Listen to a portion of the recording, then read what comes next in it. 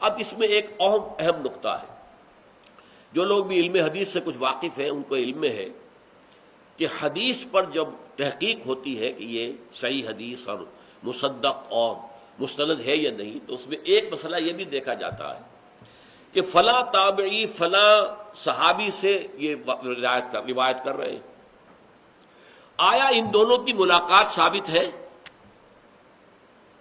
جیسے کہ ہمارے ہاں سلسلہ تصوف میں کہا جاتا ہے کہ حضرت علی سے 3 سلسلے چلے اور اس کے بعد نمبر 2 جو ہے ان تینوں سلسلوں میں حضرت حسن بصری ہیں۔ اب محدثین نے گفتگو کی کہ حضرت علی کے انتقال کے وقت تو حضرت حسن بصری کی عمر تو کل 9 برس تھی اور ان کی ملاقات بھی ثابت نہیں، تو یہ سلسلہ کیسے جو ہے وہ متصل کیسے قرار پائے گا؟ محدثین تو نہیں مانیں گے۔ محدثین جو ہے اس چیز کی بنا پر حدیث کا درجہ کم کر دیں گے، یہ اب اس درجے مستند نہیں ہے، اس لیے کہ تابعی اور صحابی کا رشتہ ثابت نہیں ہو رہا، ملاقات ثابت نہیں ہو رہی۔ اب قرآن بھی جو ہے وہ یوں سمجھیے کہ حدیث اللہ ہے، ایک حدیث رسول ہے۔ حضور نے فرمایا، صحابی نے سنا اور آگے منتقل کر دیا تابعی کو، تابعی نے سنا، تبع تابعی کو، نسل بعد نسل چل رہا ہے۔ یہ سلسلہ روایت کی کڑیاں ہیں، اور قرآن مجید بھی حدیث ہے اللہ کی، فَبِأَيِّ حَدِيثٍ بَعْدَهُ يُؤْمِنُونَ، اور احسن الحدیث بھی اس کو کہا گیا۔ احسن الحدیث، بہترین بات جو ہے وہ تو قرآن ہے۔ ان احسن الحدیث کتاب اللہ، یہ ہمارے خطبہ جمعہ کے اندر مستقل طور پر یہ حضور کا ارشاد گرامی جو ہے پڑھا جاتا ہے، ان احسن الحدیث کتاب اللہ، خیر الحدیث کتاب اللہ وخیر الہدی ہدی محمد صلی اللہ علیہ وسلم۔ تو یہ باتیں ذہن میں رکھیے۔ اس حدیث کا پہلا راوی کون؟ اللہ سے کون لایا؟ جبرائیل، تو راوی نمبر 1 جبرائیل، راوی نمبر 2 حضرت محمد صلی اللہ علیہ وسلم۔ آیا ان کی ملاقات ثابت ہے؟ رویت ثابت ہے؟ یہ مسئلہ بڑا اہم مسئلہ ہے۔ یہی وجہ ہے کہ قرآن مجید میں 2 مقامات پر اس کی بحث ہوئی ہے۔ ایک طرف حضور کا ذکر پہلے آیا سورۃ النجم میں، والنجم اذا ہوا ما ضل صاحبکم وما غوا وما ينطق عن الهوى ان هو الا وحی یوحى علمہ شدید القوی۔ اب حضرت جبرائیل کا ذکر آ گیا، اور اسی ضمن میں آیا افتمارونہ علی ما یری، کیا تم محمد سے جھگڑا کرتے ہو اس شے پر جو اس نے دیکھی ہے صلی اللہ علیہ وسلم؟ جبرائیل کو انہوں نے دیکھا ہے۔ وَلَقَدْ رَآهُ نَزْلَةً أُخْرَىٰ عِندَ سِدْرَةِ الْمُنتَهَىٰ، اور سورہ تکویر میں فرمایا گیا وَلَقَدْ رَآهُ بِالْأُفُقِ الْمُبِينِ وَمَا هُوَ عَلَى الْغَيْبِ بِضَنِينٍ وَمَا هُوَ بِقَوْلِ شَيْطَانٍ رَجِيمٍ۔ رویت جو ہے حضرت جبرائیل کی، دیکھیے حضرت جبرائیل یا تو انسانی شکل میں آتے تھے تو ظاہر بات ہے کوئی دقت ہی نہیں، عام طور پر حضرت دحیہ کلبی رضی اللہ تعالیٰ عنہ کی شکل میں آتے تھے۔ وہ نہایت حسین تھے، صحابہ میں سے نہایت حسین و جمیل، ان کی شکل میں حضرت جبرائیل آ جاتے تھے۔ اور ایک مرتبہ ایسا بھی ہوا ہے کہ ایک ایسی شکل میں آئے کہ خود حضور نہیں پہچان پائے۔ حدیث جبرائیل میں جو ذکر ہے، جبرائیل آئے تھے ایک ایسے شخص کی صورت میں کہ نہ اس کے بالوں میں کوئی ریت ہے، کوئی غبار ہے، کپڑے بڑے براق سفید پہنے ہوئے، بال چمکیلے سیاہ ہیں، لیکن حضرت عمر جو راوی ہیں کہتے ہیں ہم میں سے کوئی اسے جانتا بھی نہیں تھا، یہ ہے کون، کہاں سے ٹپک پڑا ہے۔ اگر یہ مسافر ہوتا تو اس کے اوپر آثار سفر ہونے چاہیے تھے، یہاں کا رہنے والا ہوتا تو ہم میں سے کوئی اسے جانتا، سب کے سب ہکا بکا ہو کر دیکھ رہے کہ یہ ہے کون۔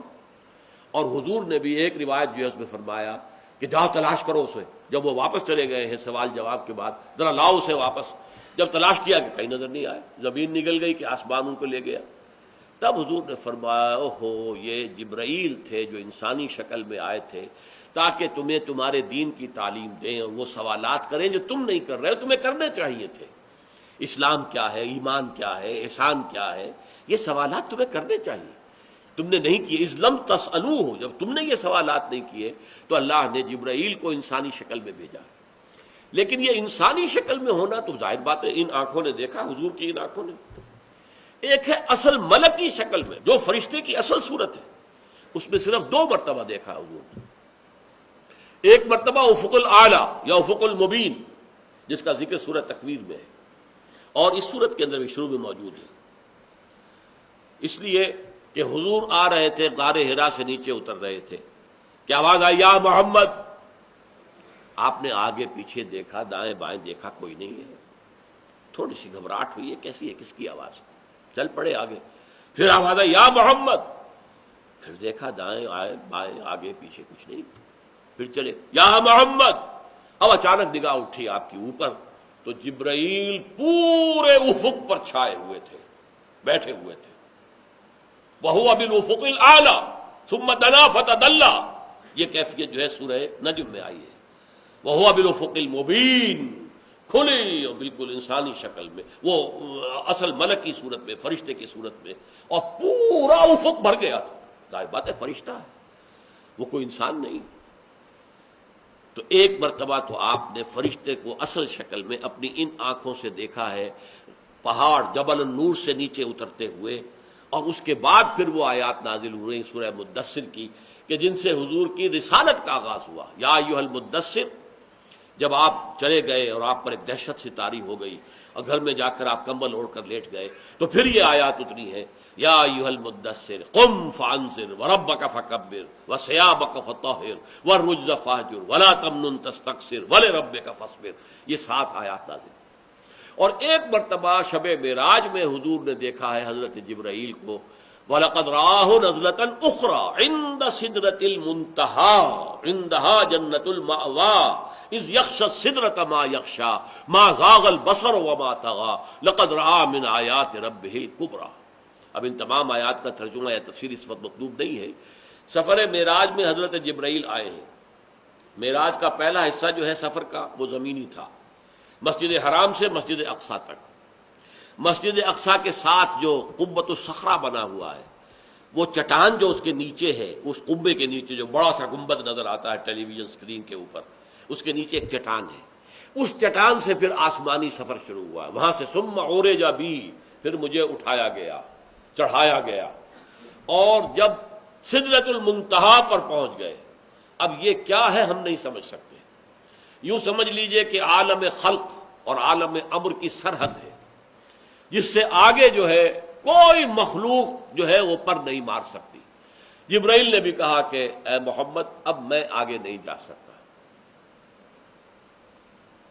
اس میں الفاظ بھی آئے ہیں بے سوز تجلا بے سوزت پرم، اگر یکسرے منہ برتر پرم بسوز تجلا بسوزت پرم. اگر میں اب اس سے آگے ایک بال برابر بھی آگے جاؤں گا تو اللہ کی جو تجلیات ہیں اس کی حرارت اور اس کی گرمی سے میرے پر جل جائیں گے. یہاں پر پھر حضرت جبرائیل پھر اپنی اصل شکل میں ظاہر ہوئے. اب تک وہ انسانی شکل میں ساتھ تھے، اب اصل شکل میں ظاہر